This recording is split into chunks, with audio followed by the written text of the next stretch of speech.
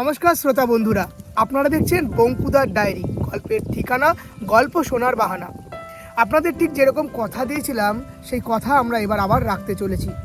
এই সপ্তাহে রবিবার দিনকারে ঠিক সকাল 11টার সময় আমাদের চ্যানেল অর্থাৎ বঙ্কুদার ডায়েরি ইউটিউব চ্যানেলে আসতে চলেছে তারানাথ তান্ত্রিকের ফ্যান ফিকশন গল্প, যেটা কিনা আমি লেখার শুধুমাত্র চেষ্টা করেছি।